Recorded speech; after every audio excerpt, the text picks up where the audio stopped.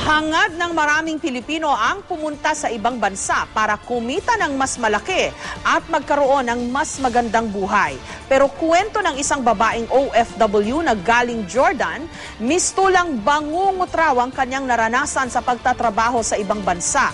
Ginawa raw kasi siyang maid for rent ng kanyang amo. Hindi lang daw isa kundi 3 bahay ang kanyang pinagsisilbihan sa loob ng isang araw.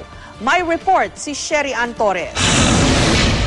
Marami ang nangangarap magtrabaho sa ibang bansa, pero ang ilan sa pagnanais na makatikim ng kaunting ginhawa sa buhay napapahamak pa. Si Marie, di niya tunay na pangalan, 2 buwan daw naging maid for rent sa bansang Jordan noong 2010. Nakilala namin sa province yung recruiter mula sa probinsya. Siyempre, tiwala kami kasi kaibigan din namin siya. Gusto kong mapag-aral mga kapatid ko sa kolehiyo.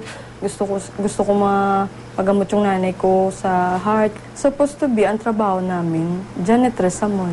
Nung dumating talaga kami sa Jordan, kinuha kami ng mga Arabo dun sa airport. Yung passport namin hindi mahawakan. Sa halip na mall, sa isang malapalasyong bahay sa Jordan napunta si Marie. Bumagsak din sa $200 ang sweldo niya bilang all-around domestic helper. Kalaunan, nadagdagan pa ng 3 bahay ang pinaglilingkuran ni Marie. Bali, gigising ako ng 6 to 9. Diyan lang muna ako sa isang bahay. Tapos mga 12 na, banda, kukunin naman ako para magtrabaho sa isang bahay. Hanggang 4 yun. Hanggang gabi na, sa ibang bahay naman. 4 to hanggang alas 12. Tapos babalik naman ako dun sa isang bahay. Hanggang alas 3 yan, gising pa ako. Ang lahat na ito, tiniis daw ni Marie hanggang sa... Mag-isa na lang ako sa loob ng bahay. Doon ako nangingi ng tulong. At that time kasi buong-buo ang loob ko mag-abroad. Kasi nga, wala kami pambayad sa kuryente. 1 month, wala kaming kuryente. Tapos wala kaming tubig. Ang kwento ni Marie, isa lang daw sa maraming istorya natatanggap ng Migrante International tungkol sa maid for rent o mga kasambahay na pinauupahan ng mga recruiter o kaya mismo mga amo sa ibang bahay. Maliwanag, violation yun dahil sa sinasaad sa kontrata na meron ka lamang isang amo at may oras ka ng pahinga at hindi pwedeng pahihiramin ka.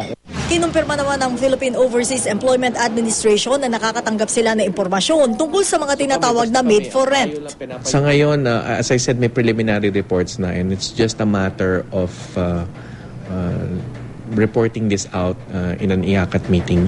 Kailangan ma-validate ito through documented evidence and case build-up kasi kung totoo yung mga aligasyon ay ito ay may semblance of human trafficking and therefore it should be a concern of the Interagency Council Against Trafficking here headed by the DOJ and the Vice President. Pinakakapal na raw nila ang mga ebidensya laban sa ilang recruitment agency para makasuhan. Sa mga gustong mag-abroad, ang mahigpit na paalala ng POEA bago kayo kumontrata ng isang recruitment agency, siguraduhin niyo muna na sila ay nasa listahan ng POEA o kaya ng Department of Labor and Employment o maging ng inyong local government unit.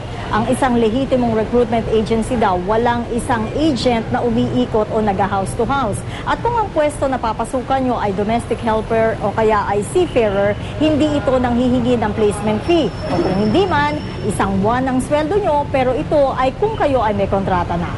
Sherry Ann Torres, GMA News.